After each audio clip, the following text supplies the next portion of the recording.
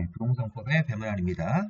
자, 우리 국토계획법의 네 번째 파트는 도시관리계획입니다. 도시군관리계획 또는 도시관리계획이라고 부르시면 되는데, 자, 일단 이 도시관리계획 자체는 시험 문제에서 좀 비중이 있습니다. 17문제가 있으니까 좀 쉬운 문제도 있고, 뭐 중간 난이도도 있고, 어려운 문제도 있기 때문에 그 부분 한번 쭉 풀어보도록 하겠습니다. 자, 조금 옛날 문제지만 이거 풀어보셔야 됩니다. 이게 도시관리계획에 대해서 이제 종합적으로 이거저거 다 물어보는 문제인데, 자, 먼저 보시면, 자, 국토계획법상 도시관리계획에 대한 설명이다. 옳은 것은, 자, 도시관리계획의 이반권은 시장군수 구청장이라는 관청의 고유한 권한이다. 이거 잘못됐죠.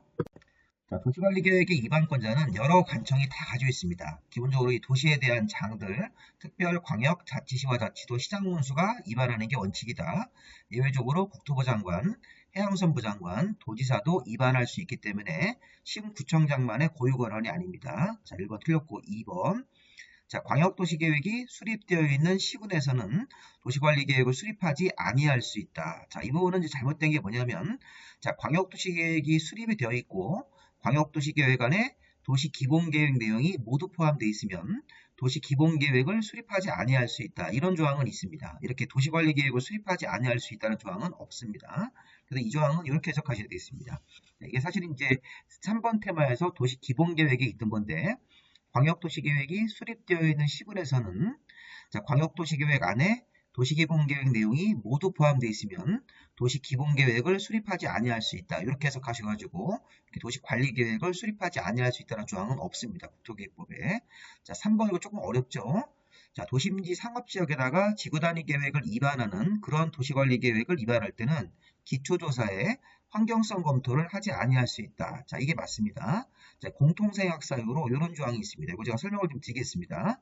자, 도심지 상업지역에 지구단위 계획 같은 걸 입안하는 그런 도시관리 계획을 입안하는 기초조사를 할 때는 그 3성 중에서 환경성, 토지적성, 재취약성 같은 것들을 생각할 수 있으므로 환경성 검토를 하지 아니할 수 있다. 이 3번이 지금 맞는 지문입니다. 17회인데 조금 어렵죠, 이 지문이. 자, 4번. 자, 도시관리계획의 수립 기준. 자, 기준자 나왔네요. 그럼 기준자 나왔을 때는 전국적으로 도시별로 동일한 기준을 적용하기 위해서 국토교통부 장관이 정한다가 맞습니다. 시도의사가 정한다가 아니고. 자, 5번. 주민은 기반시설의 설치에 관해서, 자, 기반시설이 설치되면 주민들한테 좋은 겁니다. 유리한 거죠. 자, 도로나 공원이 설치되면 우리 주민들한테 좋은 거기 때문에 주민은 자기한테 좋은 도시관리 계획에 대해서는 이반을 제한할 수 있으니까 이 제한권을 갖는다고 해야 되겠죠. 주민이 기반시설의 설치 같은 것 또는 뭐 지구단위 계획 구역의 지정 이런 것들에 대해서 도시관리 계획 이반을 제한할 수 있다. 제한권을 갖고 있습니다. 정답이 3번이네요. 좀 더 부원 설명을 드리면 요거는 반드시 암기하셔야 됩니다. 이 동의요건까지 암기하셔야 되는데, 자, 주민은 이렇게 5가지 항목에 대해서 입안을 제한할 수 있죠. 자, 주민은 이해관계자를 포함한 주민은 다음 5가지 사항에 대해서 도시관리계획을 입안을 해달라고 입안권자를 찾아가서 제안서를 낼 수 있는 거죠. 자, 외우실 때 우리 뭐였습니까? 용산, 기지, 도 이렇게 외우시든지 용산, 기지, 입 이렇게 보셔도 됩니다. 마지막 이 5번 항목이 2024년 8월 7일 개정이 된 겁니다. 여기 이제 새로 개정돼서 이 용어가 들어갔죠.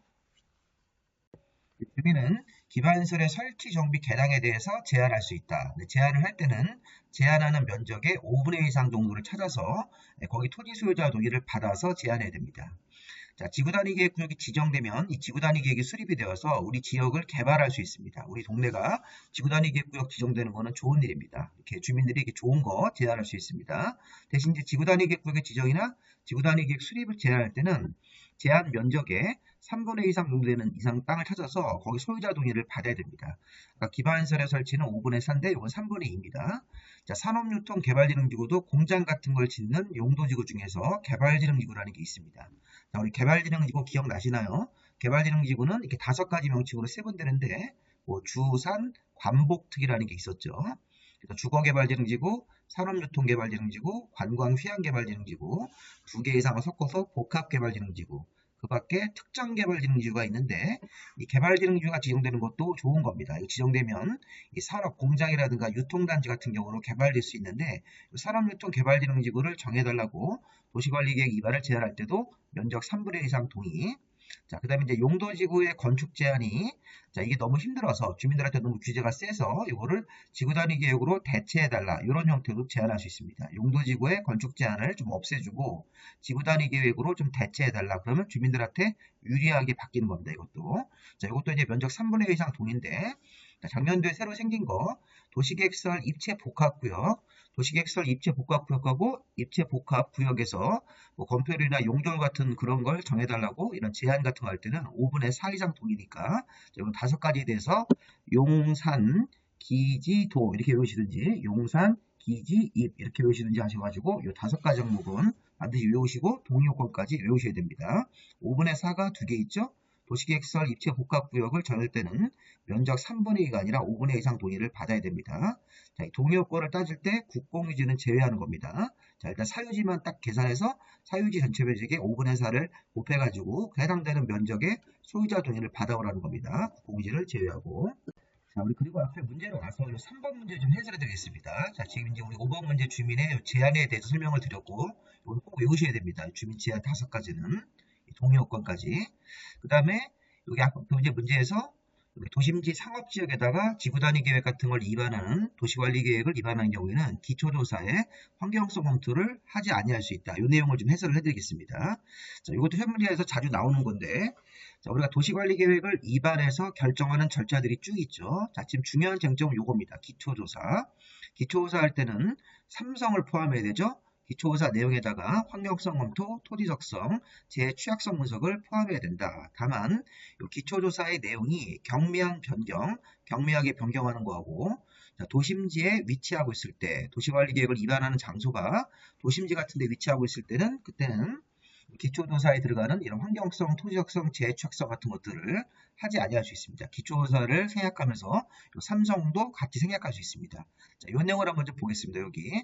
자, 포인트는 뭐냐면 경미한 변경이라든가 도심지 상업지역에 위치한다 이런 말이 나오면 기초조사를 생략을 하면서 이 삼성도 생략할 수 있다는 조항이 맞는 지문입니다.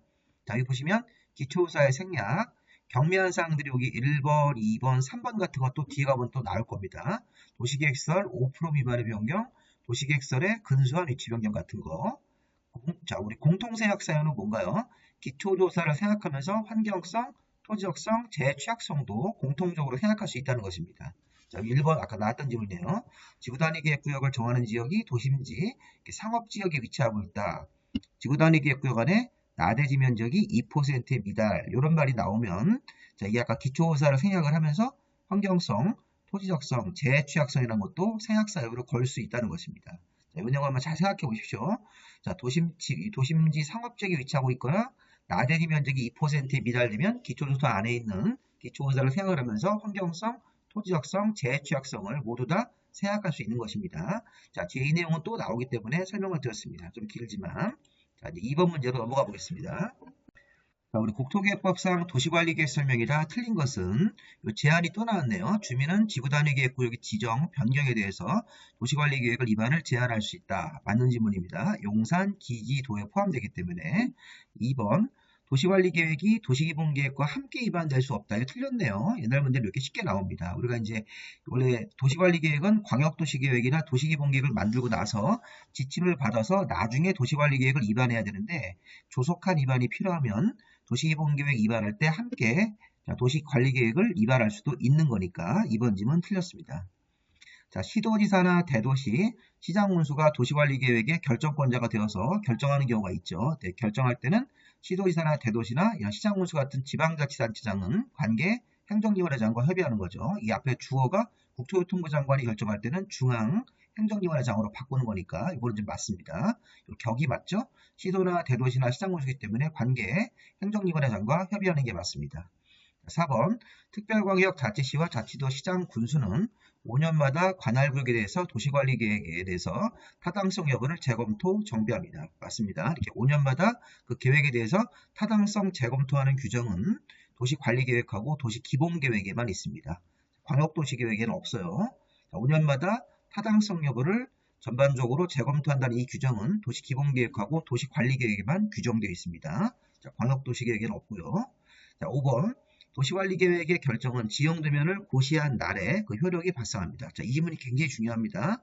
자, 도시관리계획이 결정되면 우리 주민들, 우리 국민들한테 또는 토지 소유자 이런 사람들한테 직접적으로 영향을 주는 계획인데 이 효력 발생일이 도시관리계획 결정 고시 이후에 우리 행정관청이 별도로 지형도면을 만들어서 이 지도에다가 도시관리계획 결정 내용을 표시해서 이 지형도면을 만들어 가지고 고시한 날에 효력이 발생합니다. 자, 이걸 고시한 날 다음 날로 시험 문제에서 한 5번 정도는 나왔을 겁니다. 고시한 날 다음 날 이 일이 아니라 지형도면을 고시한 날 즉시 그 효력이 발생되는 겁니다. 자, 틀린 건 아까 2번이 틀렸죠. 여기 뭐 3번, 4번, 5번 지문 나왔습니다. 특히 5번 지문은 쉬운 거 아닙니다. 지형도면을 고시한 날, 다음 날로 그러시면 안 됩니다. 지형도면을 고시한 날에 도시관리계획 결정은 효력이 발생됩니다. 자, 그다음은 3번 문제. 자, 국토계획법상 도시관리계획 수립 절차에 관한 설명이다. 옳은 것은 자, 입안권자가 용도지역, 용도지구, 용도구역을 정하는 그런 도시관리계획을 입안하려면 지방의 의견을 들어야 된다. 자, 우리 지방의 의견 듣는 항목이 여기 시험 문제가 나왔는데 자, 이거 1번 지문이 맞네요. 자, 이 부분도 도시관리계획 입안 결정정차 중에서 여기 의견 청취본에 보시면 지방의 의견을 듣는 항목이 있습니다. 자, 지방에는 도시관리계획 결정하는 사항 중에 1번 도시관리계획 기억나시나요? 용도지역과 용도지구를 지정하는 거. 자, 2번 도시관리계획, 6번 도시관리계획, 7번, 8번 도시관리계획 기억나시나요? 자, 용도구역 4개하고 6, 7, 8번 도시관리계획이 도시역 신구역, 그 다음에 복합용도구역, 도시계획설 입지 복합구역이니까 여기 1번과 요 나머지 번호들 합치면 용도지역지구, 자, 여기 용도구역들을 모은 겁니다. 그래서 용도지역, 용도지구, 용도구역, 그 밖에 3번 기반시설의 설치, 자, 일부 광역시설을 포함한 기반시설의 설치 같은 3번 도시관리계획도 지방의 의견을 듣는 겁니다. 지방의견은 여기 번호, 써있는 항목들만 듣는다. 이렇게 기억하셔야 됩니다. 이거 좀 어렵습니다. 자, 그래서 지금 다시 문제로 돌아가 보시면 자, 용도지역이나 용도지구는 1번 도시관리계획이고 용도구역 같은 경우는 2번 도시관리계획, 6, 7, 8번 도시관리계획 항목이기 때문에 이런 도시관리계획을 입안할 때는 지방의 의견을 들어야 된다. 맞습니다. 자, 설령 시험장에서 우리가 이런 질문들이 잘 구분이 안 되시더라도 나머지 질문들을 보셔서 다 틀린 걸 확인하시면 정답을 1번으로 찍어야 되는 겁니다. 이런 것. 자, 아까 좀 전에 봤듯이 자, 신양문수 같은 관청이 5년마다죠. 5년마다 도시관리계획에 대해서 타당성 재검토 정비하는 것이지 10년마다 그러시면 안 됩니다. 2번 틀렸고요. 자, 여기 또 나왔네요. 자, 도시관리계획 결정은 결정고시일이 아닙니다. 도시관리계획 결정 후 지형도면을 작성해서 지형도면을 고시한 날부터 효력 발생하는 거니까 이 3번 틀렸습니다.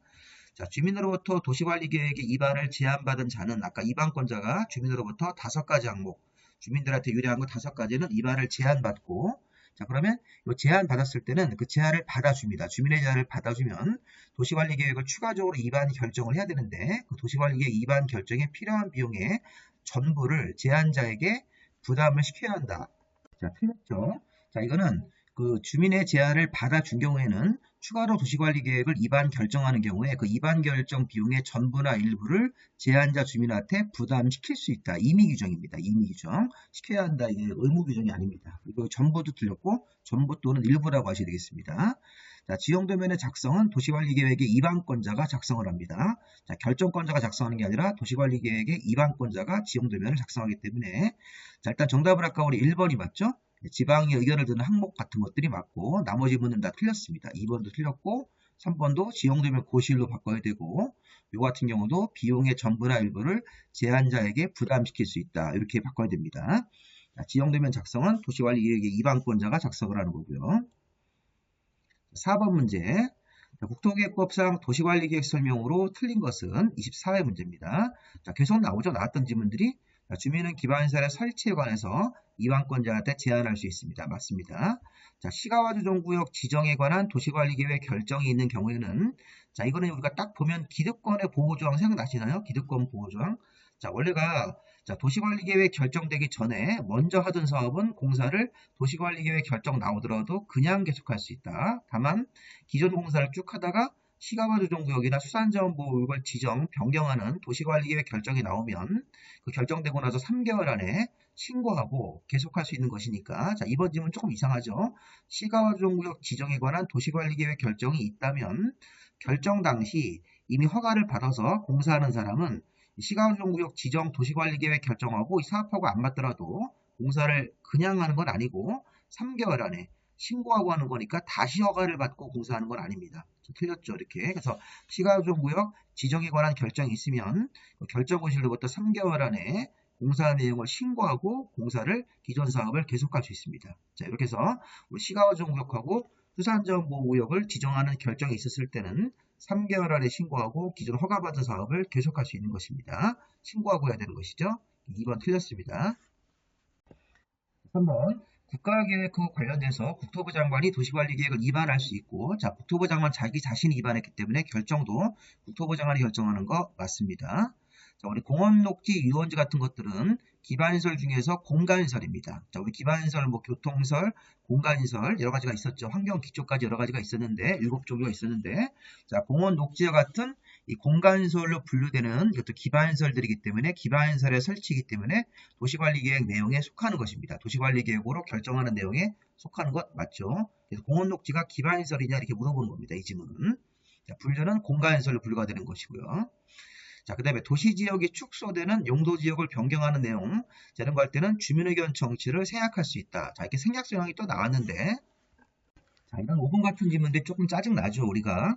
자, 도시지역이 축소되는 용도지역 변경할 때는, 자, 이런 도시관리계획일 때는 주민의견 청취도, 이게 사실은 기초조사를 생략할 수 있는 경미한 변경이므로, 이 주민의견 청취 생략 조항에도 이게 공통적으로 적용된다는 얘기인데, 자, 우리 일단 정답을 먼저 확인해보면 정답은 아까 2번으로 쉽게 나왔습니다.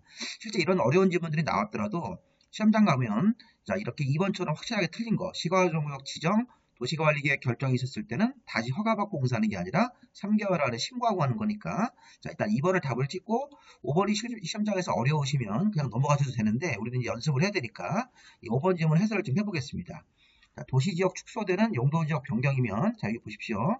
아까 우리 기초조사를 생략하는 사항이 경미한 변경이 있었고, 또 뭐 도심지 상업지역에 위치한 데 몇 가지가 있었습니다. 자, 이 경미한 변경이 집중합니다. 이 경미한 변경은 주민의견 청취에도 생략조항 2가지 항목이 또 들어갑니다. 예, 그렇게 생각하시면 되겠습니다. 기초조사 생략했던 이 경미한 변경이 주민의견 청취 생략하는 규정에도 여기 생략사의 2가지가 하나는 경미한 변경이고 하나는 국방상 기밀입니다. 자, 그렇게 되어 있는데, 그리고 생략사의 경미한 게 뭐냐면, 자, 요겁니다. 자, 경미한 변경이 기초조사 생략사항의 경미한 변경이 주민의견 청취에도 생략이 적용이 되기 때문에 도시계획시설 면적의 5% 미만의 변경, 도시계획시설의 근소한 위치 변경, 요거 도시지역이 축소되는 요 지문이 기초문제입니다. 지금 요 지문을 가지고 기초조사 생략의 경미한 변경으로 판단할 수 있고, 요 경미한 변경은 주민의견 청취 쪽에도 생략할 수가 있는 것으로 볼 수 있습니다. 일단 그렇게만 아시면 되겠습니다.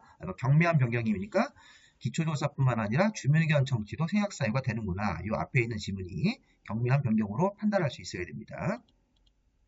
자, 5번 문제 보겠습니다. 5번 질문 보시면 도시관리계획 설명으로 틀린 걸 찾는 거네요.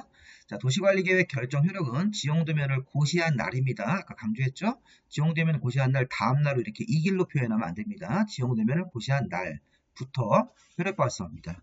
자, 용도지구 지정은 도시관리계획으로 결정하는 것 맞죠? 용도지역이든 용도지구든 용도구역이든 지정 변경은 도시관리계획으로 결정하는 것. 정답은 1번으로 이미 나왔네요.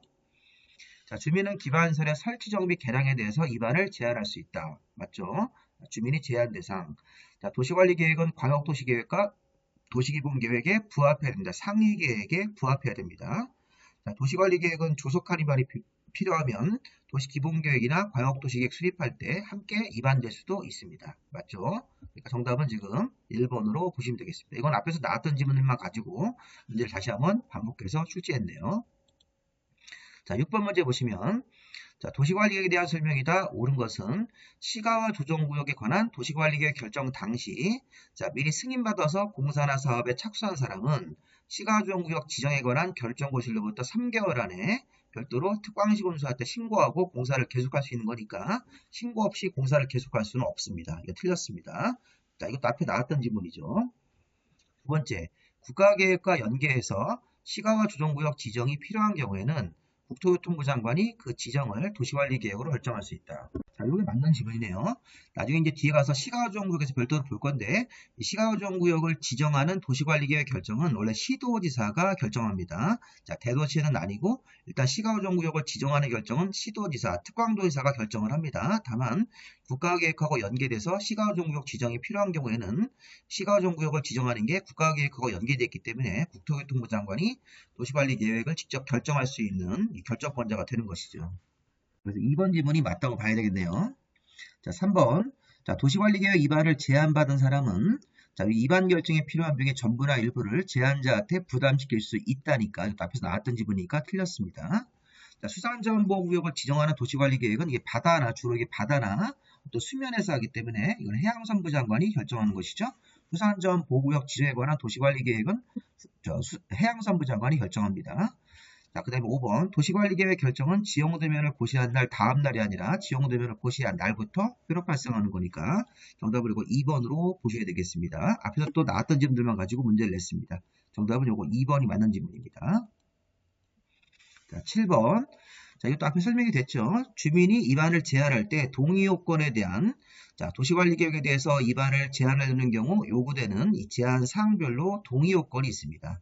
자, 좀 전에 이렇게 기반시설의 설치나 정비 같은 거 할 때는 토지 면적, 제한하는 토지 면적의 5분의 4 정도를 찾아서 거기 소유자 동의를 모두 다 받아야 되는데 여기 기반시설의 정비도 마찬가지입니다.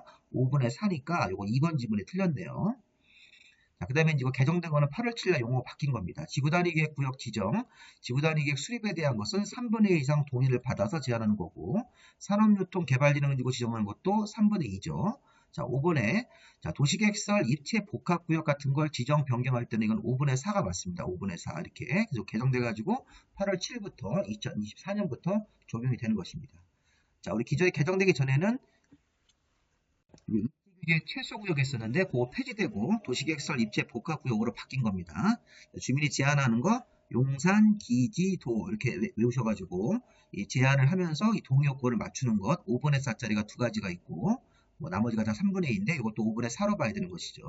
정답 2번입니다. 8번 문제 같은 거 한번 잘 보십시오. 이게 문제가 이제 개정된 내용으로 약간 수정을 했는데 자, 우리가 이제 도시관리계획의 결정권자나 이 공간재구조화계획의 결정권자라는 분들이 있었습니다. 국토계획법에. 그럼 이제 우리가 도시관리계획으로 결정을 하거나 이 공간재구조화계획 같은 걸 결정을 해서 이 도시관리계획 결정을 의지하는 항목들 중에서 결정권자가 다른 것은 자, 이게 보십시오. 이게 보면 국토교통부 장관이 결정하는 건 4개에다가 국토부 장관이 아닌 게 들어가 있습니다. 이 문제가 그런 포인트입니다. 자, 보시면 개발제한구역을 지정하는 도시관리계획 결정은 국토교통부 장관만 결정하는 것이죠. 자, 2번 도시혁신구역을 지정하는 것. 자, 우리 용도구역 중에서 도시혁신구역을 지정하는 것은 자, 국토부 장관은 안 되고 시도지사나 대도시만 결정권자로 규정되어 있습니다. 시도지사나 대도시.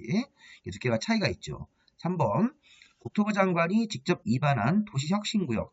자, 도시혁신구역을 지정할 때는 도시관리계획, 공간재구조화계획 같은 것들을 결정을 해서 이 공간재구조화계획이 결정되면 도시관리계획이 결정이 된 것으로 의지합니다. 자, 어쨌든 국토부 장관이 직접 위반한 도시혁신구역을 지정하는 것은 국토부 장관이 공간재구조화계획을 결정하도록 되어 있습니다. 그래서 우리 공간재구조화계획은 시도지사 또는 국토부 장관이 결정하는데 지금 같은 상황에서는 국토부 장관이 직접 위반한 도시혁신구역을 정하는 거니까 이 공간재구조화계획을 국토부 장관만 결정하도록 되어 있는 것입니다. 4번도 국가계획하고 연계가 돼서 시가조정구역 지정이 필요한 경우도 시가조정구역을 지정하는 도시관리계획을 국토부 장관이 결정하는 거고 5번 지문도 이 앞에 있는 지문으로 쭉 넘어가면서 국토부 장관 자기 자신이 위반하는 거기 때문에 국토부 장관이 결정합니다. 자, 지금 1, 3, 4, 5는 국토부 장관이 결정하는 것이고 2번은 시도지사나 대도시가 결정하는 거니까 이런 예상 문제 같은 경우 이거 다시 한번 또 나올 수 있는 예상 지문이기 때문에 개정사항을 반영을 해서 문제를 만들면 이런 형태가 있습니다. 문제가 2번이 정답입니다. 2번은 시도지사나 대도시가 결정하는 항목이다. 이 계획 자체에 대해서. 나머지는 국토부 장관이 결정하는 것으로 봐야 됩니다. 자, 지금 설명한 거 그대로 나와 있습니다. 도시자연보호구역 지정은 결정권자가 시도나 대도시고 나머지 내용들은 다 국토부 장관이 결정하는 항목으로 보시면 되겠습니다. 한번 쭉 한번 멈춤해놓고 나서 한번 읽어보시기 바랍니다. 자, 9번 문제. 자, 도시혁신구역과 복합용도구역 내용으로 옳지 않은 것은 자, 여기가 24년 8월 7일날 개정된 내용, 도시혁신구역하고 복합용도구역하고 도시계획설 입지 복합구역 내용을 가지고 한번 기출문제를 변형을 해봤습니다. 자, 도시혁신구역과 복합구역 지정권자는 자, 우선 공간 재구조화계획의 결정권자라고 할 수 있겠죠. 그래서 이 공간 재구조화계획 결정으로 도시혁신구역도 정하고 복합용도구역도 정합니다. 자, 우리 도시 공간 재구조화 계획의 결정권자는 시도지사가 원칙이고 예외적으로 국토부 장관이 포함이 되죠. 대도시는 포함되지 않습니다. 두 번째, 도시혁신구역을 정하는 것은 목적이 창의적이고 혁신적인 도시공간 개발 목적으로 자, 건축물의 용도나 건폐율 용적률 높이 같은 것들에 대해서 따로 정하기 위해서 따로 정한다는 말이 이게 완화한다는 것입니다. 요즘은 이제 경제가 어려우니까 우리 행정관청도 일종의 서비스 차원에서 도시혁신구역 같은 걸 정해가지고 건축물의 용도나 자, 건폐율이나 용적률 높이 같은 것들을 이 도시혁신구역으로 따로 정하기 위해서 정하는 거기 때문에 이런 내용들이 도시혁신구역의 지정 목적으로 한번 읽어보십시오. 이렇게 건폐율이나 용적률 높이를 따로 정하기 위해서 이런 것들을 정한다. 이렇게. 자, 복합용도구역은 여기 보시면 융복합된 공간 조성을 목적으로 여러 가지 기능이죠. 자, 우리 이제 도시 복합 용도구역은 주거 기능, 상업, 산업, 교육, 문화, 의료 같은 이런 다양한 융복합적인 공간 조성을 만들기 위해서 이때도 이 복합 용도구역을 정하고 이 건폐율이나 용적률 높이를 이 복합 용도 계획이라는 거로 따로 정하기 위해서 정하는 거니까 또 맞습니다. 자, 4번 도시혁신구역. 자, 이런 거 한번 잘 보세요. 도시혁신구역에서는 건폐율이나 용적률 높이에 대해서 따로 정하는데 따로 정하는 계획 이름이 지구단위 계획이 아니라 도시혁신계획이라고 보시면 되겠습니다. 도시혁신계획. 그래서 도시혁신구역에서는 도시혁신계획으로 뭐 건축물의 어떤 용도라든가 건폐율 용적률 높이 같은 것들에 대해서 따로 정하죠. 따로 정할 때는 완화해서 정한다고 생각하시면 되겠습니다. 앞으로 도시혁신구역에서는 도시혁신계획이라는 걸 만들어서 규제 내용들을 따로 정합니다. 기존 규제를 적용하지 않고. 자, 5번. 다른 법률에서 공간 재구조화 계획 결정을 의지하더라도 국토기획법에 따르지 않고는 도시혁신구역을 정할 수가 없다는 것입니다.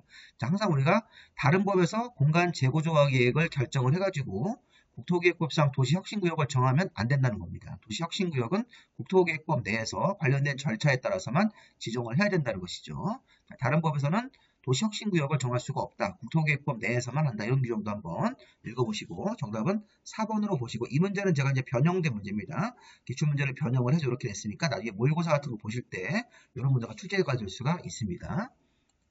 자, 10번 문제. 자, 도시관리계획의 위반 제한 문제가 또 나왔네요. 나왔던 문제 계속 반복합니다. 자, 도시관리계획 위반을 제안받은 사람은 제안자랑 협의해서 위반 결정에 필요한 비용의 전부나 일부를 부담시킬 수 있다. 맞죠? 자, 틀린 걸 찾는 거네요.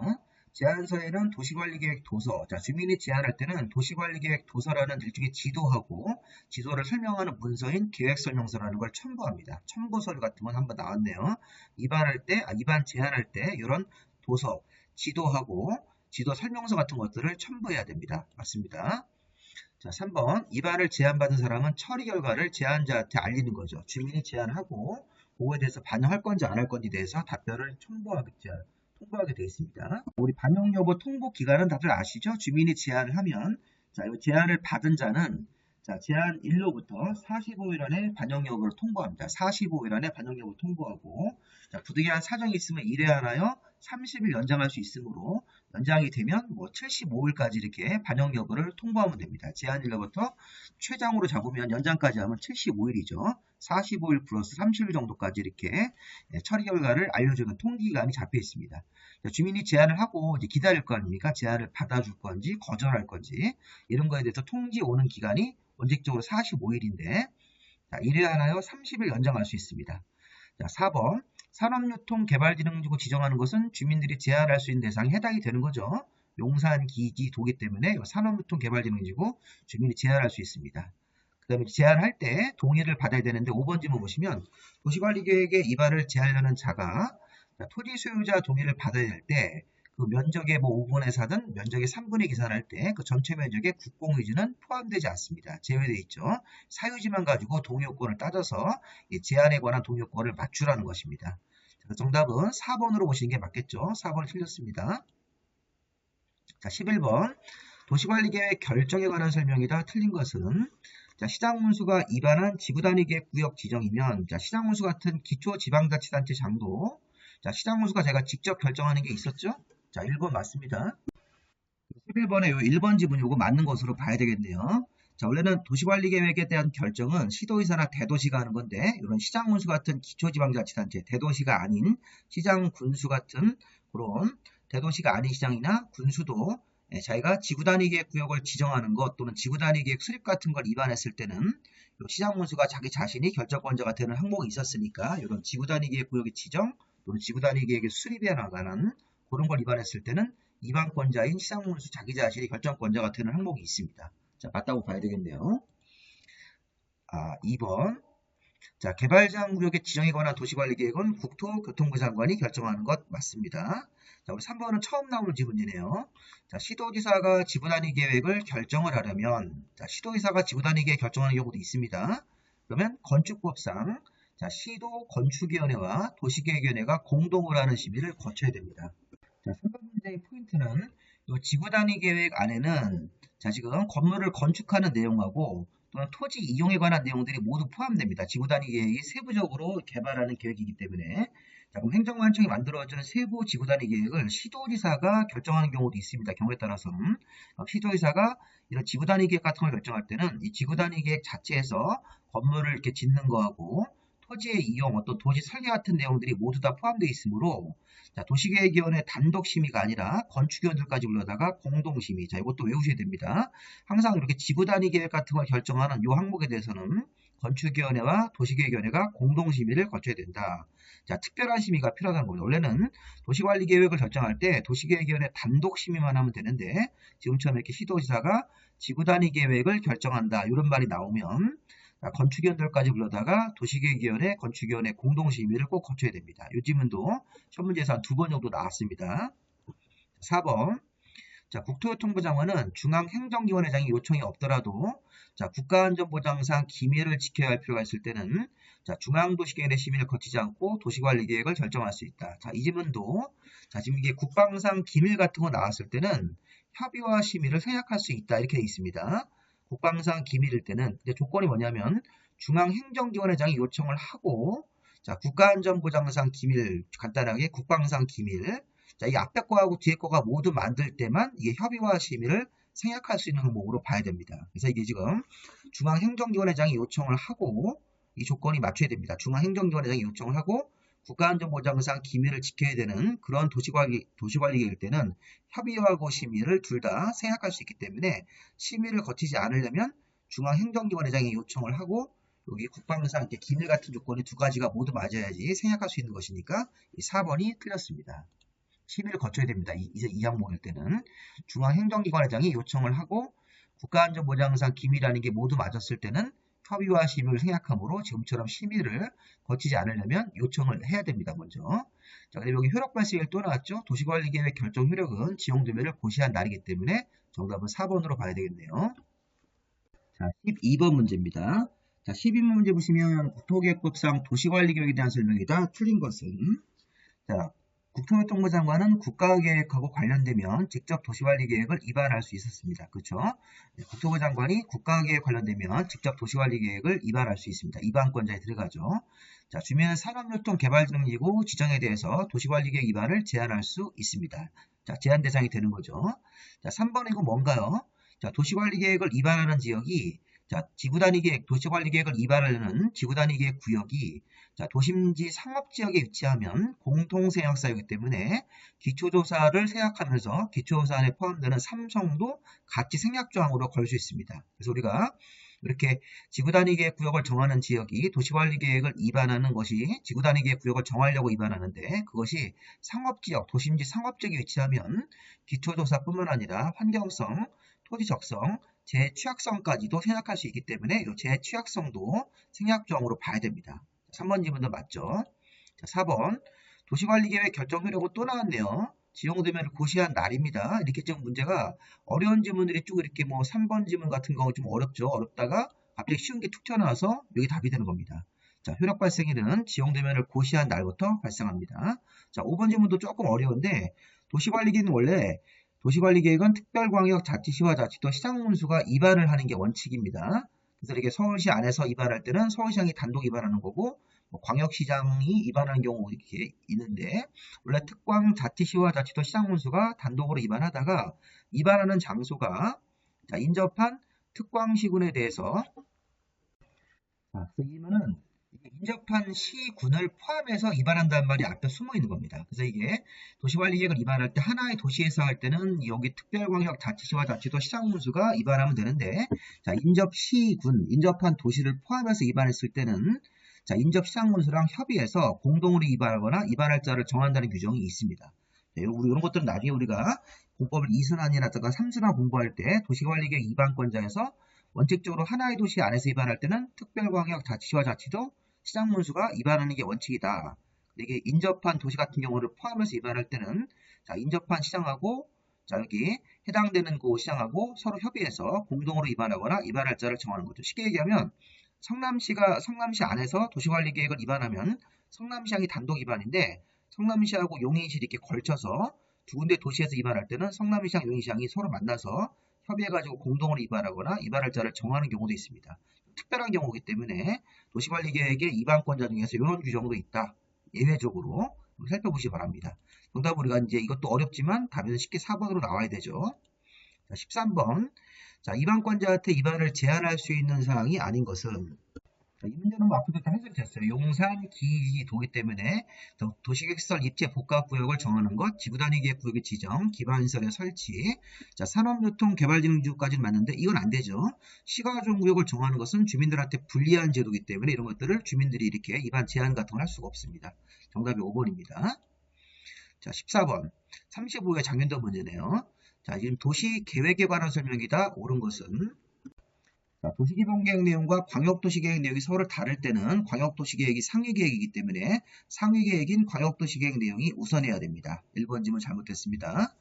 자, 도시기본계획 내용이 우선하는 게 아니라 광역도시계획 내용이 우선해야 되죠.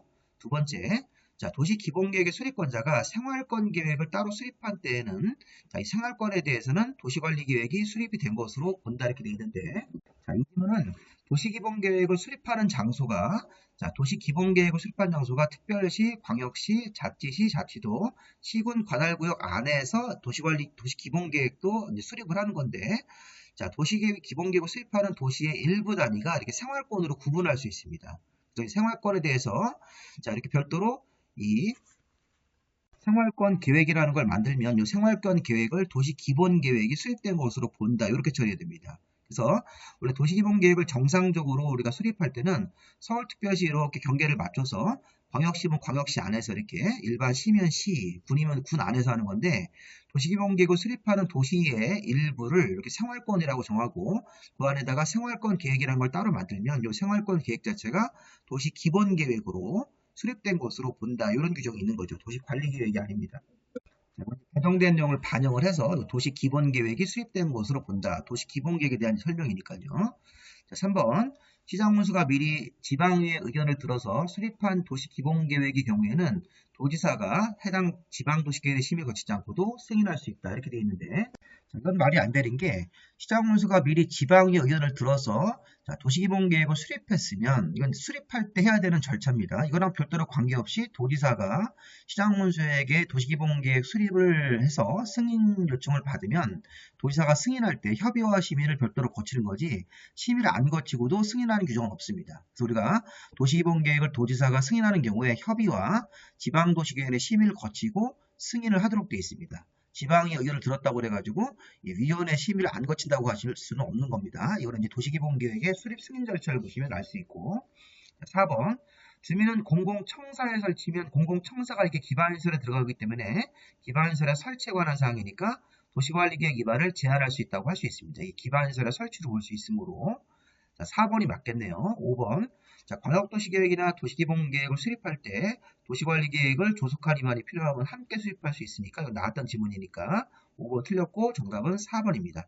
자, 문제가 조금 이렇게 난이도가 좀 있게 문제를 출제를 합니다. 자, 기존 앞에 있는 뭐 24회나 26회보다는 조금 더 이렇게 지문을 한번 좀 비틀었죠. 3번 지문 같은 경우. 자, 15번 문제도 작년도 문제네요. 자, 15번 문제 보겠습니다. 도시관리계획 결정에 관한 설명이다. 옳은 것은 자, 1번이고 또 나왔네요. 도시관리계획 결정 효력은 지용도면을 고시한 날부터 발생하기 때문에 다음날 그러시면 안 됩니다.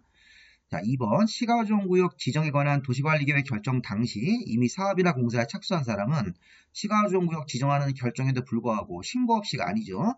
그 결정 고시가 되고 나서 3개월 안에 공사 내용, 사업 내용을 특광시운수한테 신고하고 계속할 수 있으니까 2번 지문도 잘못됐습니다. 3번 자, 국토교통부 장관이 도시관리계획을 자기가 직접 위반했다. 그러면 지형도면의 작성자는 도시관리계획의 위반자가 작성하는 거기 때문에 국토부 장관이 위반했으므로 이 지형도면의 작성자는 국토부 장관으로 들어와야 됩니다. 시도의사로 들어오시면 안 됩니다. 자, 4번 아까 앞에서 또 봤던 문제네요. 시장문수 자기 자신이 위반한 지구단위 계획이다. 그러면 시장문수 같은 기초지방자치단체 대도시가 아닌 시장하고 군수도 자, 위반권자가 되어서 자기가 직접 위반한 지구단위 계획 수립 또는 지구단위 계획 구역 지정이면 도지사한테 결정 신청하지 않고 자기 자신이 결정한다. 이렇게 처리해야 됩니다. 이런 게 있었으니까 이런 조항이 있었으므로 여기 4번 지문 같은 경우도 틀렸네요. 자, 5번은 조금 어려운 건데 이게 5번이 답이죠. 자, 이 원래는 시도지사가 도시관리계획을 결정하는 경우에 결정할 때는 자, 이게 관계행정기관회장과 협의하는 겁니다. 근데 이게 추가 협의로 국토부 장관하고 협의하는 사항이 있습니다. 자, 제가 이제 심화요약지 만들 때 이런 것들을 집어넣어놨는데요. 사실 이런 거는 우리 학원에서 잘 강의 안 하는 부분인데, 자, 시도지사가 도시관리계획을 뭐 최초로 뭐 지정하거나 또는 변경 같은 거 결정할 때, 자, 이런 거 할 때는 원래는 시도지사가 관계행정기관회장과 협의를 합니다. 자, 그런데 이렇게 되어 있습니다. 시도지사가 국토부 장관이 입안해서 결정한 도시관리계획을 변경할 수 있습니다. 시도지사가 국토부 장관 같은 상급자가 입안해서 결정한 도시관리계획을 변경할 수 있는데 자, 이런 변경에 대한 결정을 할 때는 관계행정기관회장과 협의도 해야 되고 국토부 장관하고 추가 협의를 해야 됩니다. 그래서 이게 국토부 장관하고 추가 협의할 사항이니까 나중에 제가 이제 심화학습 같은 거 할 때 또는 이순환 할 때 설명을 드릴 겁니다. 정답은 5번입니다. 자, 원래 시도지사는 도시관리계획을 결정 같은 거 할 때는 관계행정기관회장과 협의만 하면 되는데 시도지사가 국토부 장관이 입안해서 결정까지 한 도시관리계획을 시도지사가 변경할 수 있습니다. 변경할 수 있는데 국토부 장관이 결정한 걸 변경할 때는 국토부 장관한테 물어봐야 되죠. 그래서 국토부 장관하고 추가 협의를 한 번 더 해야 됩니다. 자, 그래서 자, 이게 관계행정기관회장과 협의도 하고 국토부 장관하고도 미리 협의해야 되는 추가 협의 사항이기 때문에 5번을 정답으로 보시면 되겠습니다. 자, 조금 어려우시면 이건 나중에 설명 다시 한번 드릴 겁니다. 5번을 정답으로 보시고요. 자, 심화 문제 두 문제 보고 끝내겠습니다. 자, 심화 문제는 용도 지역, 자, 용도 지역 문제이기 때문에 사실 좀 뒤에 나오는 문제인데 여기 미리 좀 들어와 있네요. 자, 한번 보겠습니다. 자, 우리 도시 지역의 축소면 이게 뭐예요? 경미한 변경입니다. 경미한 변경일 때는 주민 의견하고 지방의 의견에 생략 사유로 걸 수 있습니다. 조금 어렵죠? 자, 도시지역 축소면 앞에서 봤던 경미한 변경이므로 기초조사에 나왔던 경미한 변경이 주민 의견하고 지방의 의견 쪽에도 생략 사유를 걸 수 있습니다. 자, 2번 지문 좀 잘 보세요. 자, 택지개발지구로 지정이 되면 자, 우리 기존의 용도지역이 농림지역인데 거기 택지개발지구 지정되면 택지개발지구 지정된 지역은 도시지역으로 결정구시가 된 것으로 봅니다. 자, 그런데 택지개발지구로 지정되고 나서 사업이 다 끝났습니다. 자, 사업이 끝나서 택지개발지구가 해제가 되면 그 지역은 계속 도시지역으로 유지가 돼야 되나요? 아니면 택지개발지구 해제로 다시 옛날 농림지역으로 바뀌어야 됩니까? 자, 이런 뜻입니다, 이게. 그래서 보시면 택지개발지구가 지정이 되면 아직 사업이 시작되지 않더라도 미리 도시지역으로 결정고시가 된 것으로 본다. 그리고 정상적으로 택지개발 사업이 다 끝나서 해제가 되면 계속 도시적으로 남아있는 거지 이게 이전 용도지역으로 환원되는 게 아닙니다. 만약에 이 말을 바꿔서 택지개발지구가 지정고시가 되어서 도시지역으로 결정고시가 되었는데 택지개발 사업을 끝내지 못하고 중간에 포기하면서 해제가 되면 다시 옛날 지역으로 환원이 됩니다. 근데 지금은 사업이 정상적으로 완료가 돼서 해제가 됐기 때문에 도시지역 쪽으로 계속 남아있는 것이지 이전 용도지역으로 환원된 것으로 보지 않습니다. 자, 2번 틀렸습니다. 2번 정답입니다. 자, 3번도 나중에 나올 겁니다. 우리 다음 강의에서 설명을 할 건데 자, 지금 농지법상 농업진흥지역이 지정고시가 됐을 때는 관리지역에 농업진흥지역 들어갔을 때는 농림지역으로 결정고시가 되는 것으로 보는 겁니다. 자동적으로 용도지역 이름이 바뀌죠.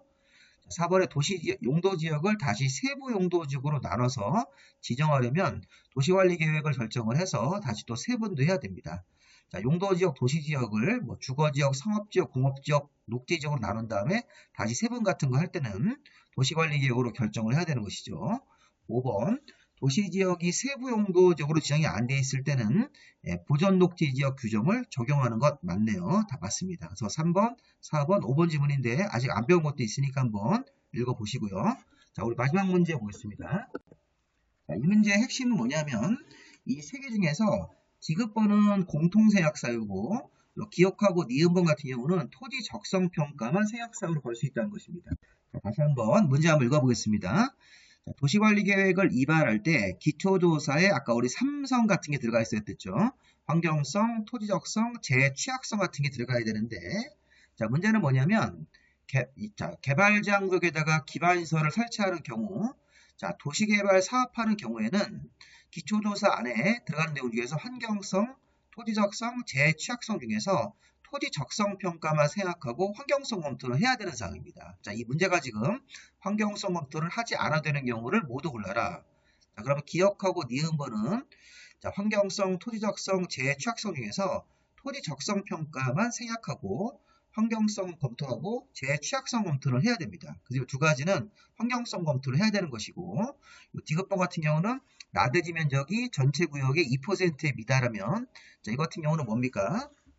자, 공통생각사유로 환경성 검토, 토지적성, 재취약성을 모두 생각할 수 있습니다. 그래서 이 디귿번은 환경성 검토를 하지 아니할 수 있는 공통생각사유로 이 디귿번만 자, 이게 정답이 돼야 됩니다. 2번 기억하고 니은번 환경성 검토를 해야 되는 상황으로 봐야 됩니다. 자, 이 문제는 조금 어려우니까 여기 해설 같은 거 보실 때 아까 디귿번 보기를 보면 자, 지구 단위 계획구역 안에 나대지 면적이 2%에 미달 그러면 이게 공통생각사유다. 기초조사뿐만 아니라 환경성, 토지적성, 재해체격성을 모두 생략사유로 처리할 수 있다. 그래서 좀 환경성 검토를 하지 아니할 수 있는 항목입니다. 자, 반면에 우리 여기 기억하고 니을은 여기 해설에는 따로 없는데 개발장벽에다가 기반시설 설치, 도시개발 사업하는 경우 이 두 가지 항목 같은 경우는 제 요약지변은 들어가 있는데 공통생각사유가 아니라 여기 토지 적성 평가만 생각하고 나머지 환경성이나 재취약성이나 기초조사는 해야 됩니다. 그래서 이 환경성은 그 항목은 기억 니은번 항목은 해야 되는 항목으로 보고 환경성 검토를 생각할 수 있는 것은 여기서 디귿번만 맞는 것으로 보시면 되겠습니다. 정답은 2번입니다. 디귿번만. 자, 강의가 길었는데 잘 한번 들어보십시오. 들어보시고 교재가 필요하신 분들은 저한테 메일을 주시면 제가 일단 문제부터 먼저 보내드리고 지금 이제 해설지는 만들고 있으니까 만드는 대로 제가 밴드 같은 데 바로 올리도록 해서 하겠습니다. 일단 급하게 문제가 필요하신 분들은 저한테 이메일 주소를 주시면 제가 이 파일 형태로 보내줄 수 있겠습니다. 여기까지 마무리하겠습니다. 수고하셨습니다.